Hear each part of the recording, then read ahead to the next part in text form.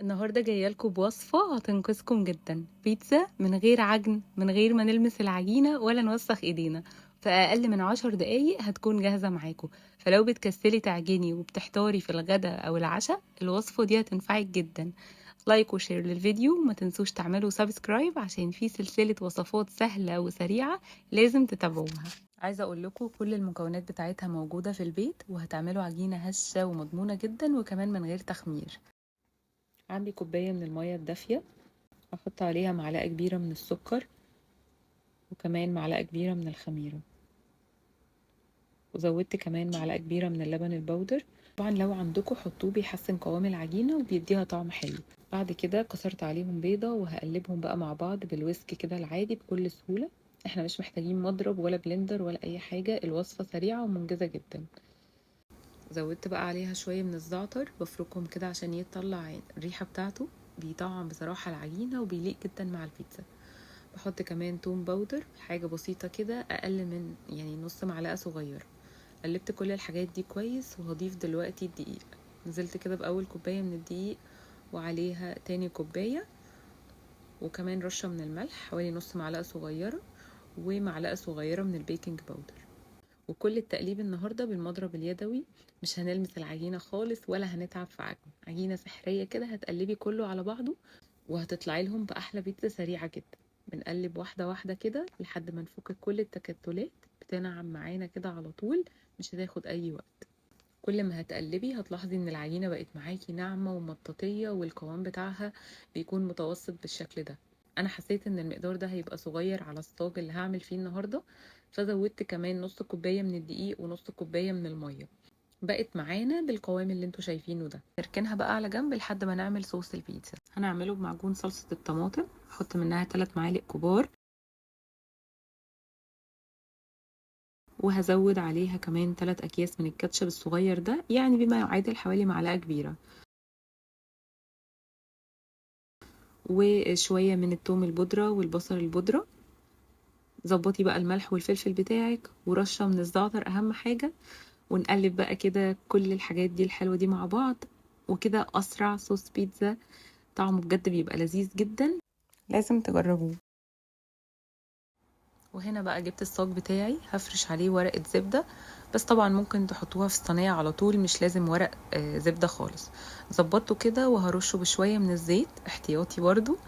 ودلوقتي بقى برش شوية من دقيق السميد اللي هو بتاع البسبوسة، السميد الخام، بيديها كده كراست حلو قوي. جربوه بجد، يعني احلى ما ترشوا دقيق لو متوفر عندكم يعني، ولو مفيش ممكن كمان دقيق الذرة، بيدي برضو قرمشة حلوة. وهنزل بقى بكمية العجينة في الصاج كلها كده مرة واحدة.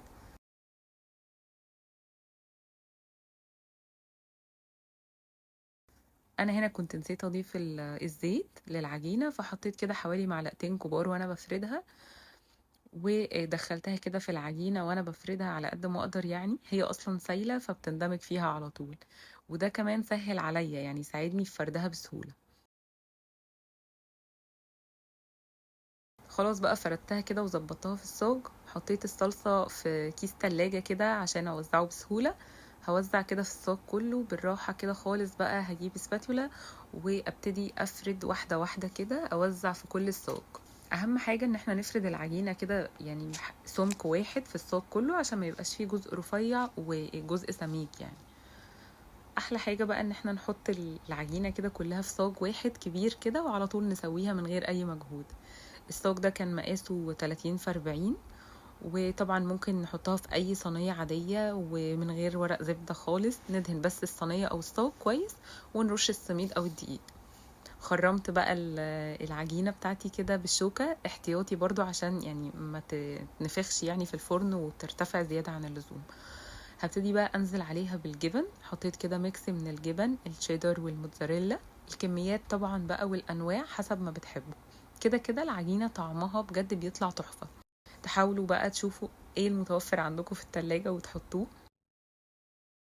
انا معايا هنا فلفل اخضر واصفر واحمر، ومعايا كمان زيتون، وكان عندي لانشون وبسطرمة. يعني اي بواقي كده عندكم في التلاجة هتلموها وهتبقى زي الفل. وزعت بقى الفلفل الاصفر والفلفل الاحمر، وبرص الفلفل الاخضر كده والزيتون. بصوا بقى التقطيعة والرصة والحشوة يعني حسب ما تحبوا، انتوا اللي هتاكلوا اعملوا اللي يريحكم. هنا كنت بحط قطع كده من الطماطم، وبعد كده هحط كمان الزيتون الاسود والزيتون الاخضر، وهوزع كمان اللانشون والبسطرمة اللي عندي. في الاخر بقى هنا رشيت على الوش كده يعني كام رشة من الزيت عشان يديها لمعة حلوة. وطبعا في الاخر ما ننساش رشة الزعتر دي اساسية. هاخدها ادخلها الفرن يكون سخن كويس قوي على درجة حرارة 200، وهسيبها لحد ما تستوي وهقول لكم خدت قد ايه في السوا. خدت معايا 25 دقيقة، شغلت لها الشواية حوالي 5 دقايق. هي يعني بتاخد وقت شوية اكتر من البيتزا العادية عشان طبعا العجينة كانت سايلة معانا. طلعت بجد من الفرن وكانت ريحتها تحفة. استوت وبقت جاهزة خلاص على الأكل على طول. هنقطعها كده عشان نشوف بقى شكل العجينة من جوه. بجد فكرة الصاج دي لذيذة قوي، تعمليها كده مرة واحدة وتقطعيها بقى بالحجم اللي انتي تحبيه. بصوا العجينة طرية قوي وانا بقطعها كده، وريحتها في الوقت ده كانت رهيبة. انا بصراحة كنت متحمسة قوي ادوق. وطبعا الجبنة بتتكسف يعني من الكاميرا شوية، معلش.